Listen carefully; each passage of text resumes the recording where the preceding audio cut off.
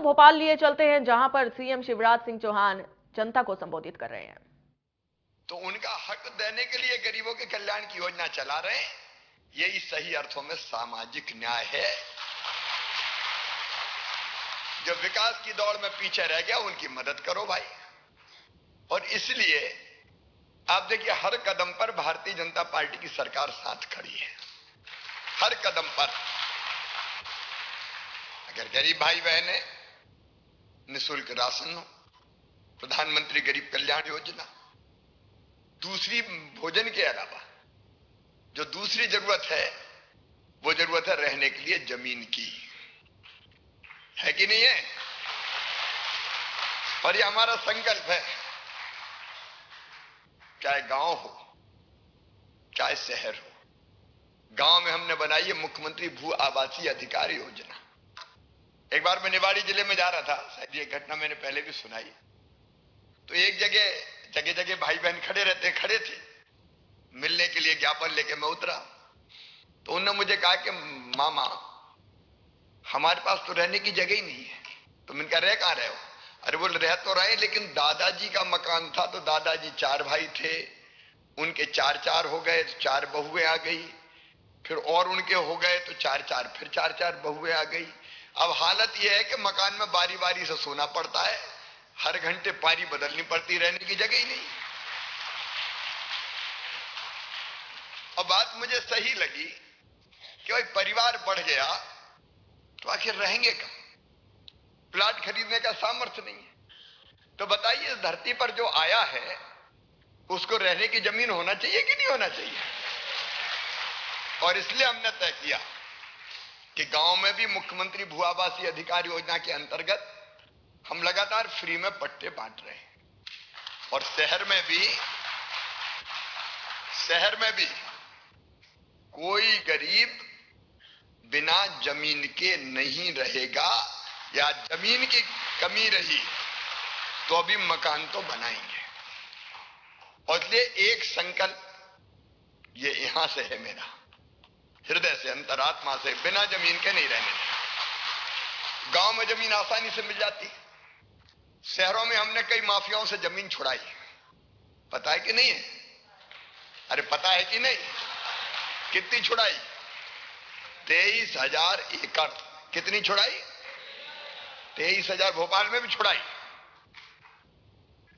छुड़ाई, वो कोलार के वहां मकान बनना शुरू हो गए कि नहीं वहां? तो माफियाओं से, ये कमलेश बैठे जबलपुर में भी छुड़ाई है। अलग अलग जगह दबंगों ने कब्जे कर रखे थे, तो माफियाओं को तो छोड़ेंगे नहीं। ऐसा थोड़ी कि दादागिरी करके तुम जमीन दबा लो सरकारी। तो 23,000 एकड़ जमीन मुक्त कराई। उस 23,000 एकड़ जमीन पे में से जो जमीन रहने के लायक आसपास मकान बन सकते हैं शहर में, वहां हम बना रहे हैं मकान गरीबों के, सुराज कॉलोनी मल्टी स्टोरी बना रहे हैं, क्योंकि ज्यादा लोग रह सके जमीन के टुकड़े में, बहुमंजिला।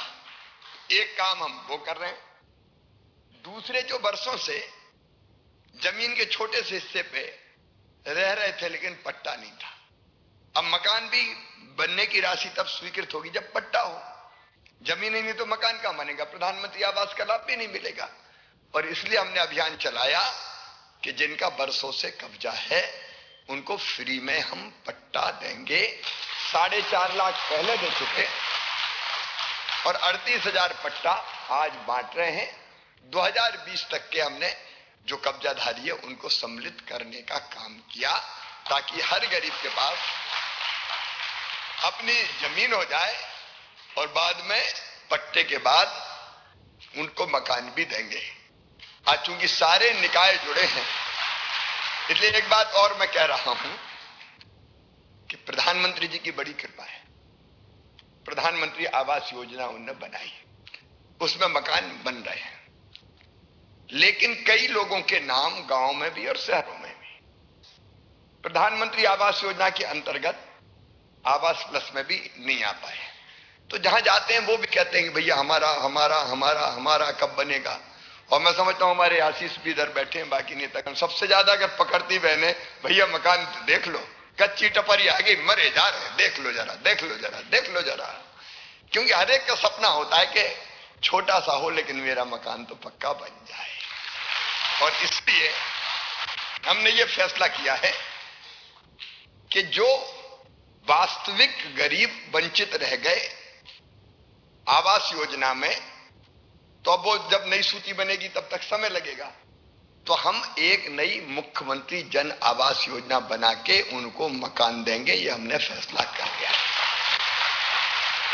तो पट्टा पट्टे के बाद मकान, ये गरीब की जरूरत है। और ये कोई गरीब ये ना सोचे, आज मैं फिर कह रहा हूं कि संकल्प है हमारा, जमीन या मकान के बिना किसी को नहीं रहने देंगे। फिर से पूरी नई सूची बनेगी, सर्वे होगा, देना ही है, क्योंकि उसका हक है। गरीब को भी मुस्कुरा लेने दो भाई, तो उसकी जिंदगी में भी खुशियां आने दो। और इसलिए एक के बाद एक योजना है। अब लाडली बहना ने भी कई बहनों के चेहरे पर मुस्कुराहट ला दी है। अब वो गर्व के साथ कहती कि मेरा अकाउंट, मेरे पैसा। अच्छा, मैं कल्पना नहीं कर सकता था। कई बहनों ने जो किया मुझे अंदाज ही नहीं था। मैं झाबुआ गया अभी पिछले दिनों, तो गाड़ी जैसे स्लो हुई तो एक बहन जोर से चिल्लाई, भैया। तो मैंने ड्राइवर का रोको। मैं नीचे उतरा, वो दौड़ के आई और लिपट गई मुझसे, सर पे हाथ, गालों पे हाथ, मेरे भाई, मेरे भाई, मेरे भाई। और उनने जो मुझे सुनाया कि जो तुमने पैसा दिए थे, ये ठेला देख रहे हो मेरी सब्जी का और केला बेच रही हूं, अब मैं रोज 100-150 रुपया उससे कमा लेती हूं। हमने फालतू नहीं किया पैसा। इधर उधर सिलाई मशीन खरीद ली सेकंड हैंड, तो कोई सिलाई मशीन चला रही, कोई ने चाय की गुमटी खोल ली, तो जिंदगी बदल गई। और जब उन बहनों की आंखों में मैं खुशी देखता हूं, खुशी से चमकती हुई चेहरा तो होता ही, लेकिन आंखें, तो मुझे लगता अपनी जिंदगी धन्य हो गई। इन बहनों की जिंदगी बदल, ये सेवा के काम है, गरीब की जिंदगी बदल। अब कई गरीब आते हैं मजदूरी करने, भोपाल ही आए। अब मजदूरी करके रोटी खानी, परिवार पूरा आता नहीं, तो रोटी खानी तो होटल में चले जाए तो पता चला कि आधी मजदूरी चली गई। और इसलिए भूपेंद्र जी, मैं आपको, आपकी पूरी टीम को बधाई देता हूं। हमने पहले 10 रुपया में दीनदयाल अंत्योदय रसोई शुरू, दीनदयाल रसोई 2017 में शुरू करी थी, और आज 66 और नई चालू हो रही है। नगर पालिका सारी कवर हो जाएंगी। और ये देखो, भारतीय जनता पार्टी की सरकार है कि 17 के बाद अब 10 रुपया के 15 रुपया करना चाहिए था, लेकिन इस बात के लिए भी बधाई कि 10 रुपया के 5 रुपया कर रहे हैं। अब 5 रुपया में भोजन मिलेगा भरपेट। तो गरीब मजदूरी करे, 5 रुपया में पेट भरा जाए तो कम से कम बाकी पैसा बच तो जाए, नहीं तो भोजन में ही सब चले जाए, तो बाकी परिवार की वो चिंता कर ले। और एक काम और अभी करने वाले हैं, उसके भी टेंडर हो गए कि जहां मजदूर हो, अब दूर दूर रसोई होती है तो भोजन करने कितनी दूर जाए, तो पता चला आने जाने में बहुत टाइम लग जाए। तो अब ये योजना बनाई है नगरीय विकास विभाग, भूपेंद्र जी उनकी टीम ने पूरी, कि अब जहां मजदूर होंगे वहीं रसोई ले जाओ, तो चलती फिरती रसोई, बढ़िया गाड़ियां रहेगी, उसमें रोटी पूड़ी चावल बनता रहेगा, और जहां मजदूर खड़े वहीं ले जाओ। बेचारा पैदल चल के काय को जाए, रसोई चल के चली, तो जहां ज्यादा इकट्ठे होते हैं वहीं ले जाएंगे, लो भैया भोजन, लो भैया भोजन, लो भैया भोजन। और इसलिए ये चलित रसोई भी प्रारंभ होने वाली है। भूपेंद्र जी ने अभी कहा कि और कुछ कितने बचे, 90। और देख, एकदम छोटी नगर पंचायत जहां की आबादी कम है वहां दिक्कत नहीं होती, क्योंकि वहां वहीकल होते हैं, लेकिन जितने 20,000 से ज्यादा की आबादी की नगर पंचायतें भी है, सब में दीनदयाल रसोई शुरू की जाएगी, ताकि भरपेट भोजन मजदूरी करने वाले भाई भी बहन भी कर लें। रहन बसेरा रहने के लिए हम व्यवस्था करने का प्रयास कर रहे हैं कि बाहर से आए तो रुके कहां, उसका इंतजाम भी चल रहा है। आप गरीब कल्याण का एक पूरा चित्र देखिए। गरीब कल्याण का फ्री में राशन, जमीन, मकान की व्यवस्था, दीनदयाल जैसी रसोई, उसके बाद बीमार हो जाए तो इलाज, फिर बच्चों की पढ़ाई की व्यवस्था, उसकी भी क्या चिंता करना, मामा है, पढ़ाई की व्यवस्था भी करवाएगा। अब विश्वास सारंगी बैठे मेडिकल की पढ़ाई भी, अगर बच्चे मेधावी हैं पर अपनी बुद्धि से उनका एडमिशन मेडिकल कॉलेज में हो गया, इंजीनियरिंग कॉलेज में हो गया, आपको कल्पना नहीं है कई लोगों को। कल एक बहन मुझे मिलने आई, बहुत गरीब थी, वो मैंने कहा हाथ में दे दो, बोल नहीं राखी बांधूंगी मैं तो। मैंने कहा जल्दी है, बोल नहीं मैं तो बांधूंगी। और फिर आंखों में आंसू आ गया। उनके बात क्या है? तो उसने बताया कि मैं तो बहुत गरीब हूं, मेरी बेटी का एडमिशन इंडेक्स मेडिकल कॉलेज में हो गया, वहां की प्राइवेट कॉलेज है, वहां की फीस 13 लाख ऐसा कुछ उसने बताई, एक साल की 12 लाख 13 लाख बताई, और बोले भैया वो पूरी फीस आप भरवाओगे मुख्यमंत्री मेधावी विद्यार्थी योजना में। अब आप भारतीय जनता पार्टी की सरकार को देखना, 13 पंजे कितने हुए? 65 लाख रुपया एक बेटी की फीस, जो मजदूरी करने वाली बहन की बेटी है, मामा भरवाएगा, भारतीय जनता पार्टी की सरकार। मैं समझता हूं दुनिया में शायद ऐसी योजना नहीं होगी कहीं। बैंक से लोन लेकर पढ़ना पड़ता है कई बार बच्चों को, लेकिन यह हमारा संकल्प है कि कोई गरीब बेटा बेटी धन के अभाव में बिना पढ़े लिखे नहीं रहेगा। मैं बच्चों के सपनों को मरने नहीं दूंगा। कोई कल्पना करता कि ऐसी सरकार भी हो सकती है? बच्चों की पढ़ाई लिखाई, बेटियों की शादी, तीर्थ दर्शन योजना, अभी हमने से कई कमलनाथ जी ने बंद कर दी थी।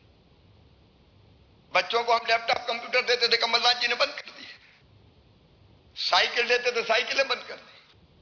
अरे और तो और क्या गजब किया कमलनाथ जी कि हम गरीब बहनों को संबल योजना में बेटा बेटी को जन्म के पहले 4,000 और जन्म के बाद 12,000 देते थे, लड़ुआ खाने के लिए, आराम करने के लिए। वो भी तुम खा गए, बंद कर दी तुम। तीर्थ यात्रा बंद कर दी। लेकिन हमने तय किया कि तीर्थ यात्रा रेल से तो होगी, अब हवाई जहाज से भी तीर्थ करवाएंगे। गरीब को भी बैठने दो भैया हवाई जहाज में यार। ये नया न्यू इंडिया प्रधानमंत्री का और नया अपना मध्य प्रदेश बन रहा है, नया जमाना आ रहा है। मैं चाहूं तो गरीब कल्याण पे ही घंटों बोल सकता हूं, लेकिन पार्टी कार्यालय में भी कार्यक्रम है। तो बहनों और भाइयों, ये आपकी जिंदगी बदलने का प्रयास है हमारा। याद रखना, हम सरकार नहीं, हम परिवार चला रहे हैं। परिवार, ये अपना परिवार है। आप मेरे भाई बहन, लाडली बहना, भांजे भांजी, बेटा बेटी, अपना परिवार है पूरा मध्य प्रदेश। 9 करोड़ का परिवार। इसका सुख हमारा सुख है, इसका दुख हमारा दुख है। मिलकर साथ बढ़ेंगे। अंत में केवल इतना ही कहता हूं कि एक प्रार्थना आप सब करना, भगवान बारिश कर दे। मैं रात भर परेशान रहा, क्योंकि पूरा अगस्त का महीना सूखा गया, और सूखा जाने के कारण बांध भी नहीं भरे पूरे, और बिजली की डिमांड एकदम बढ़ी, इसलिए कि फसलें अगर बचाना तो पानी देना है। ऐसी डिमांड आज तक कभी नहीं आई। तो हम भरसक कोशिश कर रहे हैं अपनी तरफ से कि चीजें ठीक रहें, लेकिन ये स्थिति संकट की है। 50 साल में ऐसा संकट सूखे का नहीं आया। तो अभी ये भादों चल रहा है। मैं भी भगवान से प्रार्थना करूंगा, आप भी प्रार्थना करें कि बारिश एक बार जरूर हो जाए, ताकि हम फसलें बचा सकें और बाकी व्यवस्थाएं भी ठीक चलती रहे। सभी निकायों को, निकाय के जो प्रतिनिधि और जनता बैठी है, मैं एक निवेदन करना चाहता हूं कि वर्षा के लिए भी प्रार्थना करें, और दूसरे स्वच्छता का सर्वेक्षण चल रहा है।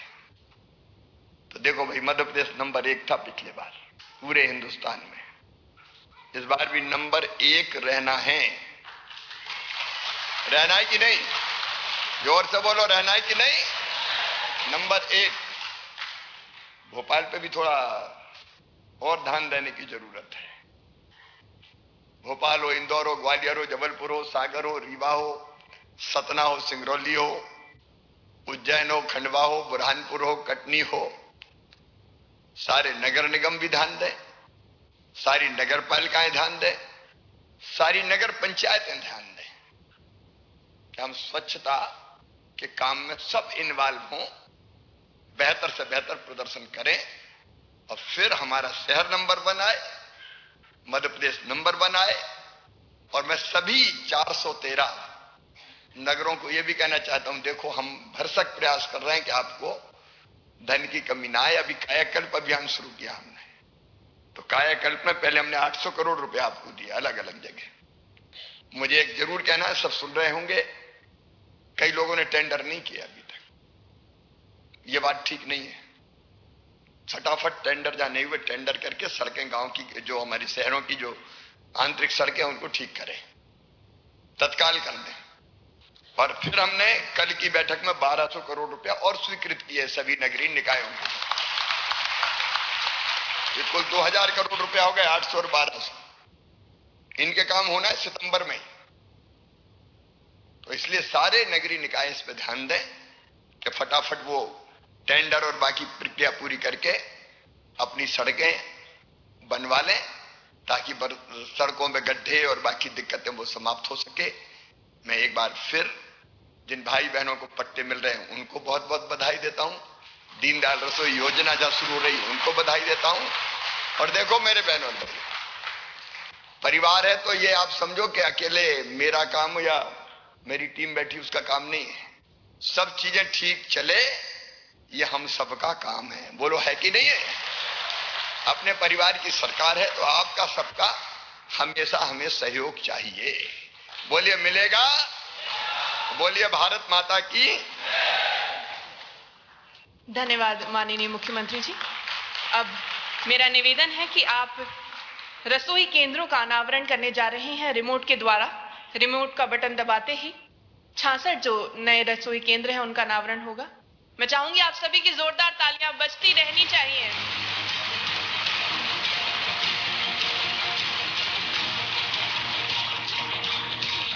और इन रसोई केंद्रों के अनावरण के बाद अब पट्टा वितरण का अनावरण भी किया जाएगा।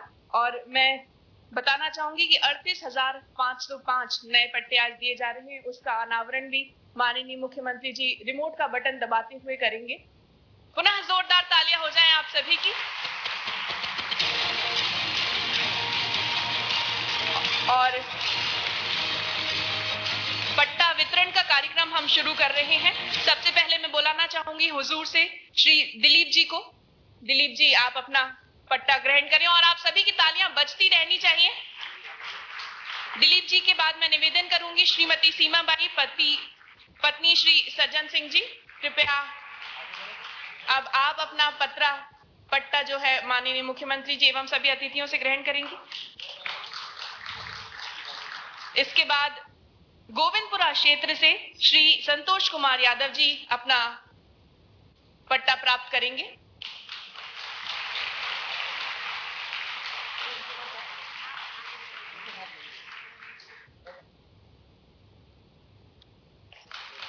धन्यवाद। तालियां बजती रहनी चाहिए।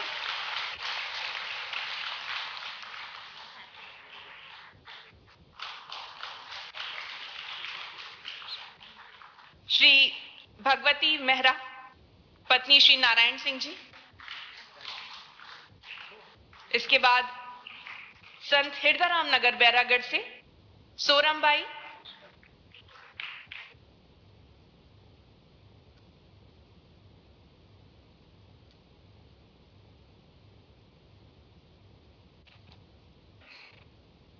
भाई तालियां बजनी चाहिए। देखिए राखी का पावन पर्व है और एक बहन माननीय मुख्यमंत्री जी अपने भैया को राखी बांध रही हैं।